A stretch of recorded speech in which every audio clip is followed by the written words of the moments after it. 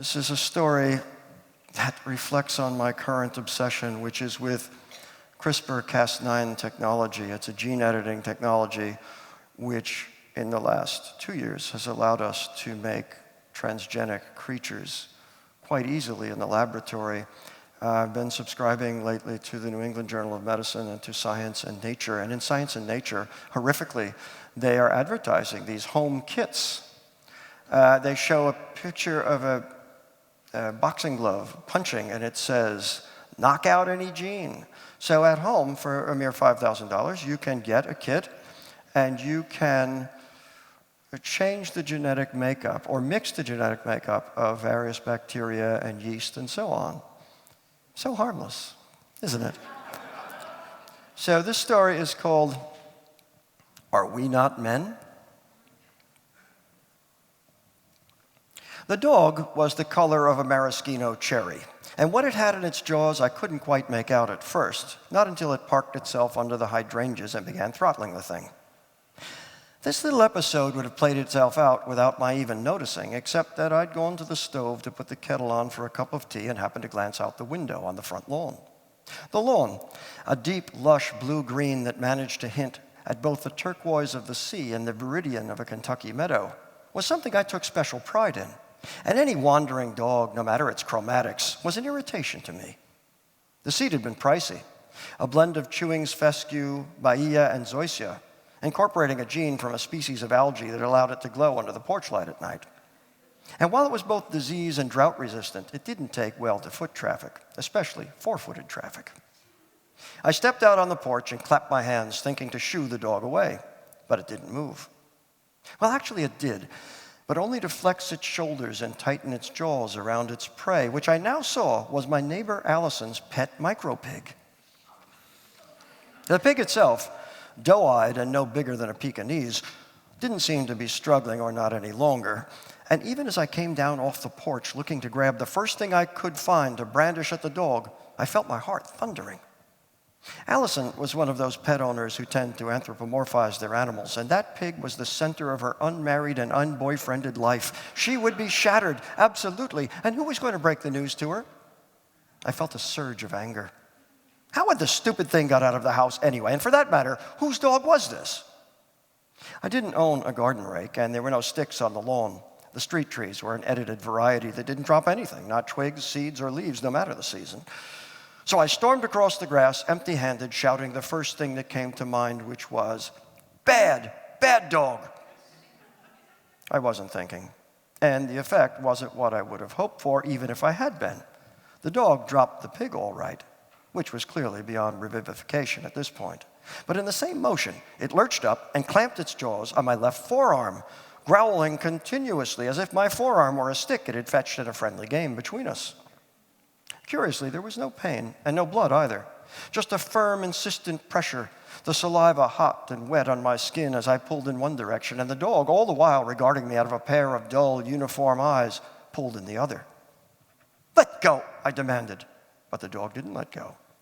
Bad dog, I repeated. I tugged. The dog tugged back. There was no one on the street, no one in the next yard over, no one in the house behind me to come to my aid. I was dressed in the t-shirt, shorts, and slippers I'd pulled on not 10 minutes earlier when I'd got out of bed. And here I was, caught up in this maddening interspecies pas de deux at 8 in the morning of an otherwise ordinary day, already exhausted.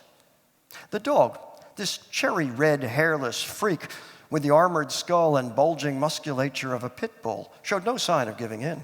It had got my arm, and it meant to keep it. After a minute of this, I went down on one knee to ease the tension in my back, a gesture that only seemed to excite the animal all the more.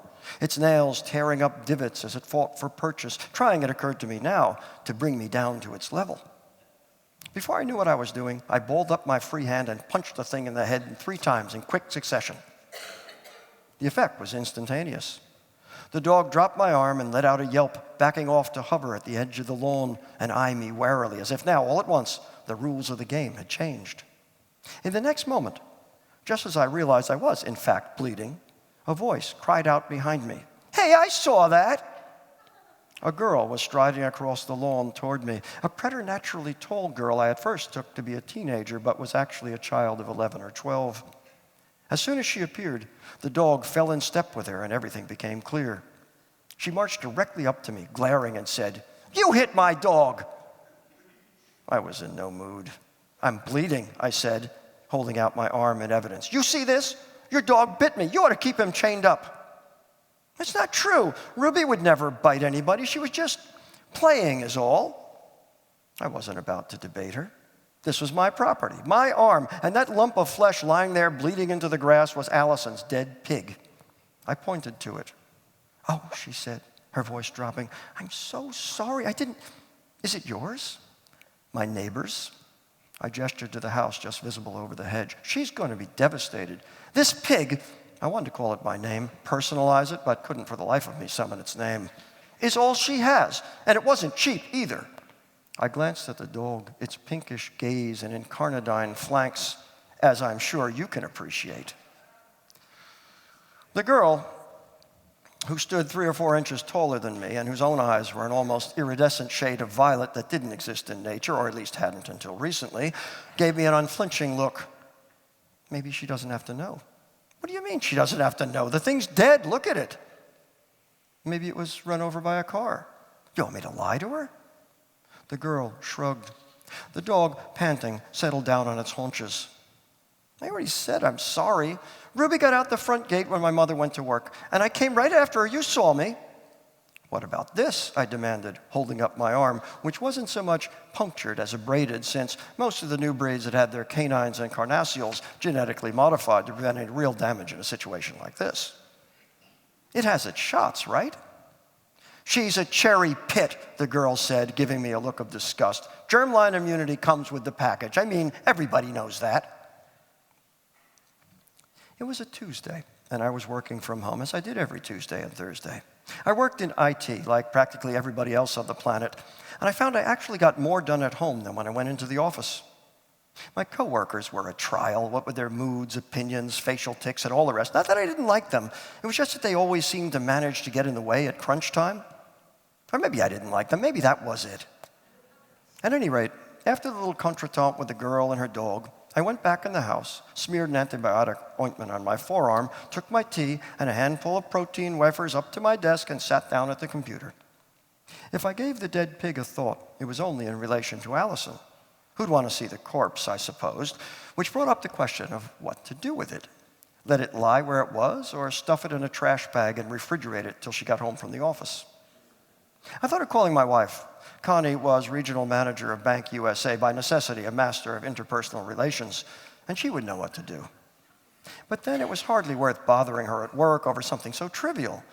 I could have buried the corpse, I suppose, or tossed it in the trash and played dumb, but in the end, I wound up doing nothing.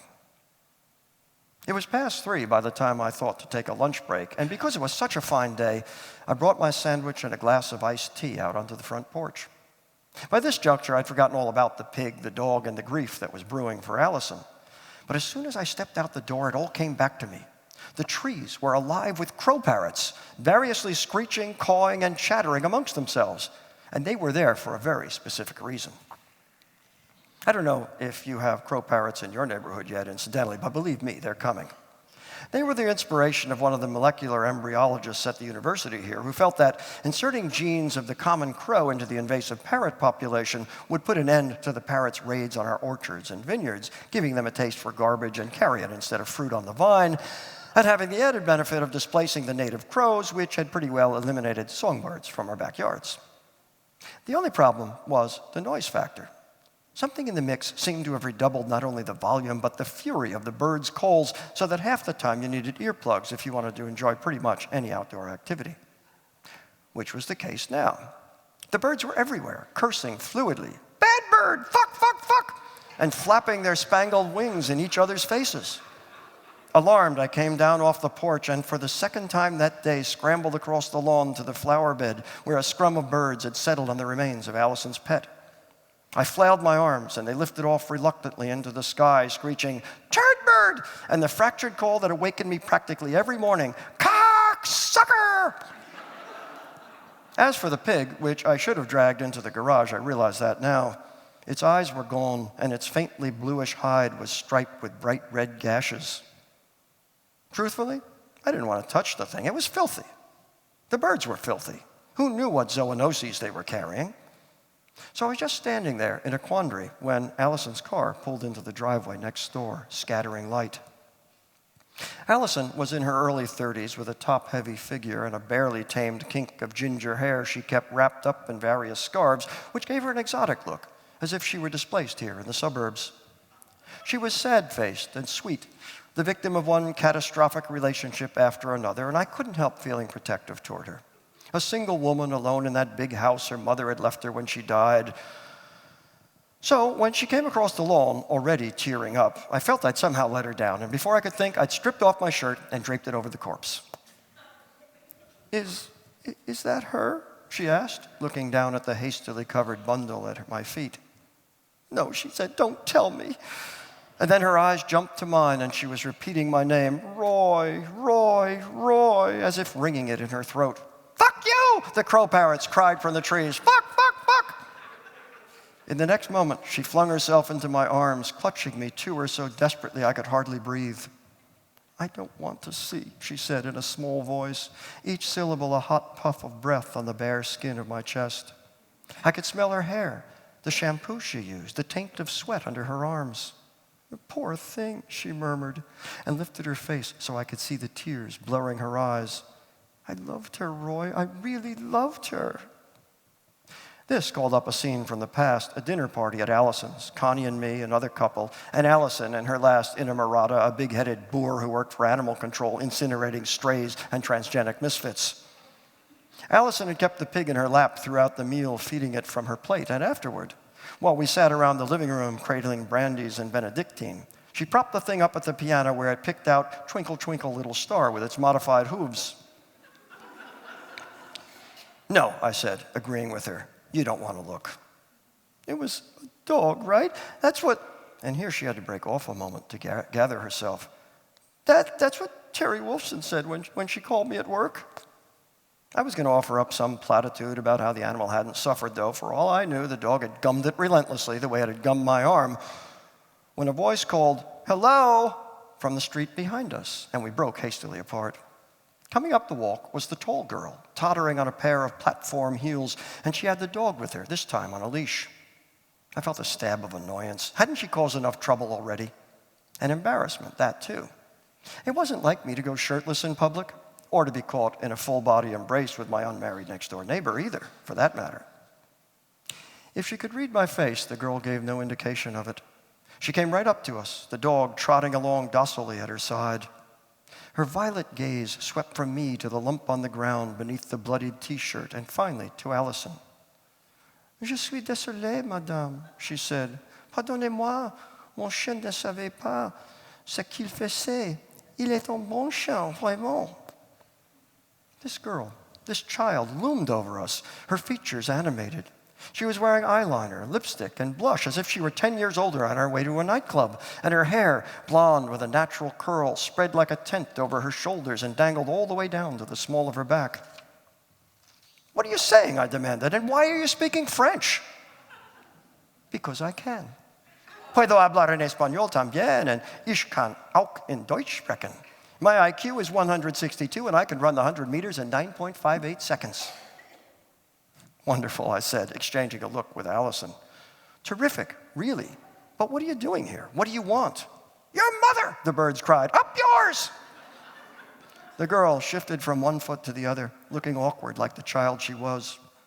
I just wanted to please beg you not to report Ruby to animal control because my father says they'll come and put her down. She's a good dog, she really is, and she never did anything like this before, and we never, ever let her run loose. It was just a freak occurrence, I said. Right, she said, an anomaly, an accident. Allison's jaw tightened. The dog looked tranquilly up at us out of its pink eyes as if all this were none of its concern. A bugless breeze rustled the trees along the street. What am I supposed to say? Allison put in. How am I supposed to feel? What do you want, forgiveness? Well, I'm sorry, but I just can't do it, not now. She gave the girl a fierce look. You love your dog? The girl nodded. Well, I loved Shoshana, too. She choked up. More than anything in the world. We all took a minute to gaze down on the carcass, Then the girl lifted her eyes. My father says we'll pay all damages. Here, she said, digging into her purse and producing a pair of business cards, one of which she handed to me and the other to Allison. Any medical treatment you may need, we'll take care of it 100%, she assured me, eyeing my arm doubtfully before turning to Allison. And replace your pet, too, if you want, madame. It was a micropig, right, from Recombinant Corp? It was a painful moment. I could feel for Allison and the girl, too, though Connie and I didn't have any pets, not even one of the new hypoallergenic breeds. And we didn't have children either, though we discussed it often enough. There was a larger sadness at play here, the sadness of attachment and loss and the way the world wreaks its changes, whether we're ready for them or not. We would have gotten through the moment, I think, coming to some sort of understanding. Allison wasn't vindictive, and I wasn't about to raise a fuss. But that same breeze swept across the lawn to flip back the edge of the T-shirt and expose the eyeless head of the pig, and that was all it took. Allison let out a gasp, and the dog, that crimson freak, jerked the leash out of the girl's hand and went right for it. So